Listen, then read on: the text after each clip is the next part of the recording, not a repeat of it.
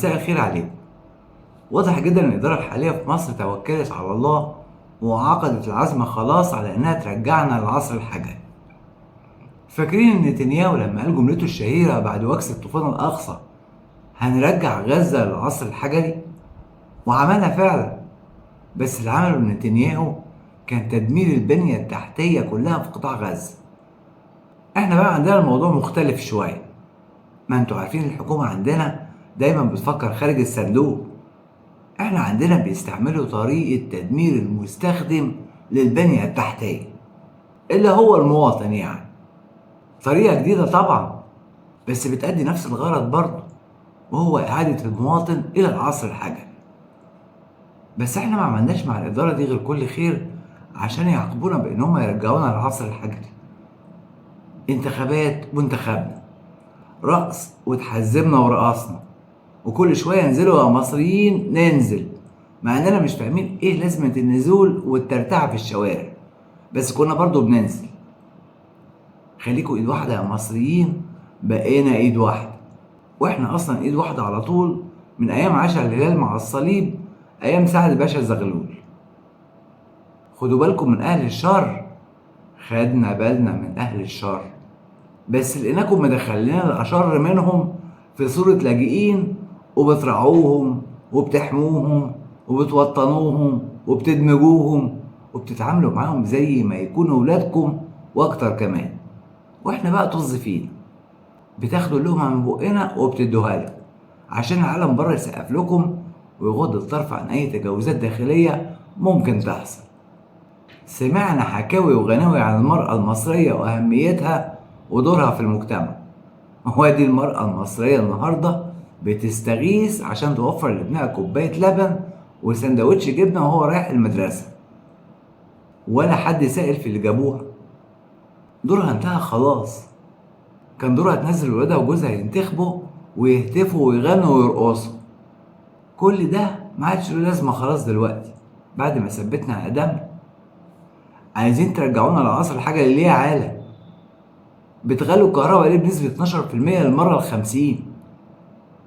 أصلا الناس اتسلقت في بيوتها وهي ما بتشغلش التكييف إلا عند الضرورة القصوى عشان طبعا فاتورة الكهرباء، وكمان بتغلوها تاني. لا، هو بيقولك لا مساس بالشريحة الأولى اللي هي يا دوب تشغل لمبة سهاري اللي هي 50 كيلو، ويمكن تعدي كمان للشريحة التانية. وبيقولك كمان إن الزيادة دي ملهاش علاقة بارتفاع أسعار البنزين أو السولار أو المازوت، دي بس عشان استدامة الخدمة. يعني يا نزودها يا نقطعها خالص، وإن كان عاجبكم بقى. احنا بقى عندنا سيستم جديد من أهم مقومات الدولة دلوقتي اسمه الزيادة الشهرية في أسعار الخدمات. لا، ولسه فارضين رسم مغادرة للأراضي المصرية 100 جنيه للفرد.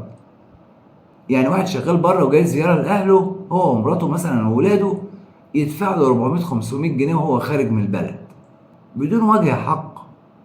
في حد بيدفع وهو خارج يا جماعة؟ عمالين يخترعوا أي مصادر يلموا منها فلوس وخلاص. فكر متحجر منتهي الصلاحية ما عندوش أي خطط إلا لم الفلوس من المواطنين. وصندوق النحس عايزكم تغلوا الوقود اللي بقى أصلا مش في متناول اليد بعد ال500 زيادة اللي زودتوها. ده لتر البنزين بقى ب8 لتر الشويبس، يخرب بيت كده. خلاص هنبطل نركب عربيات، وبرضه مش هنقدر نركب مواصلات كمان لأنها هتغلى طبعا للأسف. الناس بطلت تزور أهاليها من غلو المواصلات، قطعتوا صلة الرحم. يعني لو واحد ومراته وبنته وابنه عايزين يروحوا يزوروا تيتا هيتكلفوا في الرايحة والراجعة كده فوق ال1000 جنيه لو في بلد قريبة. هم عايزيننا نركب حمير، ودي أرخص حاجة طبعا، إلا بقى إذا عملتوا ضريبة على البرسيم كمان، ودي طبعا مش بعيد عليكم، أو البرسيم نفسه يغلى. انتوا ليه مصممين وبكل إصرار تخلونا نكره اليوم اللي شفناكوا فيه؟ هو مفيش عندكم أي حلول غير الطاعة العامية لصندوق النحس اللي نحسونا بيه ده؟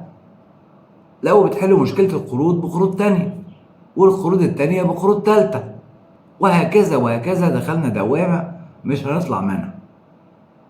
طب ما دام انتوا مش عارفين تديروها، ما تسيبوها لحد تاني يديرها وتستريحوا وتريحوا. هو ليه مفيش عندكم الا مص دم المواطن؟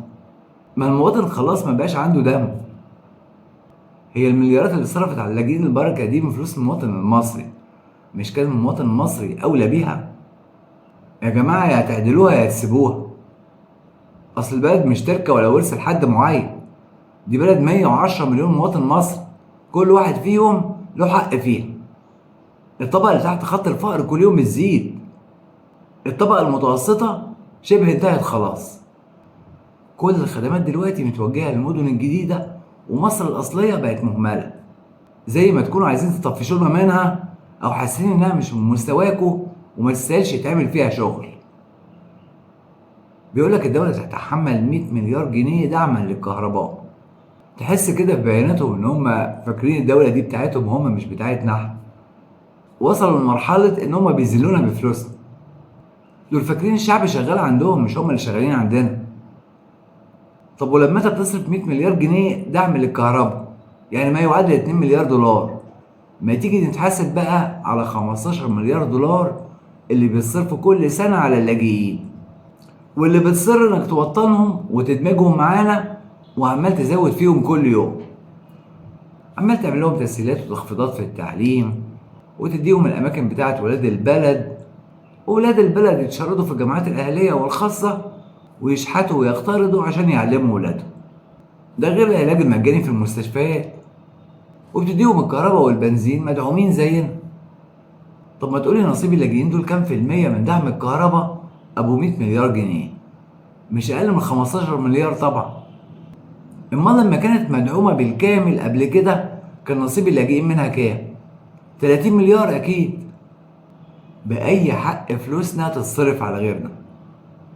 دولة رئيسها بيطلع يقول أنا مش لاقي أكل، أنا مش لاقي أعلم، وبتصر على استضافة أعباء أكتر اسمهم اللاجئين. لكل اللي موجودين معانا واللي بيسمعونا من الدول اللي بتقول لنا انتوا ليه ما بتدوش حقوق للناس؟ حقوق ايه؟ انا مش لاقي اكل، انا مش عارف اعلم، مش عارف اعالج، مش عارف اشغل، مش عارف اسكن. روحوا المرج والمطريه والخصوص، خشوا وشوفوا لما بمشي في الشوارع بلاقي ايه. هي دي بلادنا، دي بلادنا اللي في رقبتنا. يا كل اللي مسؤولين معايا، يا اللي في الجامعه، يا اللي في الاعلام، يا اللي في الصحه، يا اللي في التعليم، يا اللي في الجامع، يا اللي في الكنيسه، انزلوا شوفوا البلد عامله ازاي وبصوا بعين حقيقيه. انزلوا كده المرج والمطريه. انا عشان افتح شارع بشيل بال1000 عماره او 1000 بيت شارع عشان الناس تمشي، عشان الناس تمشي في حتت ما بيتمشيش فيها. وبتصر على استضافة أعباء أكتر اسمهم اللاجئين، تبقى دولة ماشية بلا منطق. طب فين البركة اللي بتقولوا عليها بتاعة العالم دي؟ ما شفناش يعني أي بركة لو فرضنا إن هما بيجيبوا لنا البركة. واحد مواطن مصري كاتب بوست بيترحم فيه على أيام الرئيس مبارك، بيقول فيه: قبل الثورة لما كنت أسمع أي حد يشكر في مبارك كنت أعتبره منافق ورخيص. دلوقتي أصبحت أكن للرجل أدفأ الذكريات، هذا الحاكم المعتدل الرزين الذي لم يحاول استغلال الدين مرة واحدة ولم يزعم قط أنه على طريق مستقيم، هذا الحاكم الذي شهد استقرارا طويلا للجنيه وحافظ على قيمته ولم يلجأ للصدمات الكهربائية، هذا الحاكم الذي عرفت الطبقة المتوسطة معه معنى الصعود الطبقي كلما تراكم الجهد والسنين. جميع معارف يطوروا شققهم مع تطورهم في الدخل بأرخص الأسعار. هذا الحاكم الذي نعمنا معه لعقود طويلة بالقدرة على التنعم بخيرات مصر من شواطئ وفنادق بأرخص الأسعار. هذا الحاكم الذي أطلق العنان لحرية الصحافة والأحزاب تنتقده كما تشاء. ألف رحمة ونور عليك، وجعل سعيك الصامت في خدمة الوطن مشكورا عند رب كريم. الله يرحمه فعلا. مع انه كان له اخطاء، انما كان حنين على المواطن المصري. انت دلوقتي قدامك كل حاجه، بس مش قادر لا تشتري حاجه ولا تستمتع بحاجه. اللي بيستمتع وبيشتري هم اصحاب رؤوس الاموال من الخلايجه والعرب والاجانب وبعض المصريين. وانت قاعد بتحسبها هتجيب غدا العيال النهارده ولا تاجله لبكره. احنا بنعيش دلوقتي اسوأ ايام حياتنا فعلا. مرت على مصر كل الازمات والصعوبات والحروب، لكن اللي بيحصل النهارده هيسجل في التاريخ انه يوم عودة المواطن المصري الى العصر الحجري فعلا.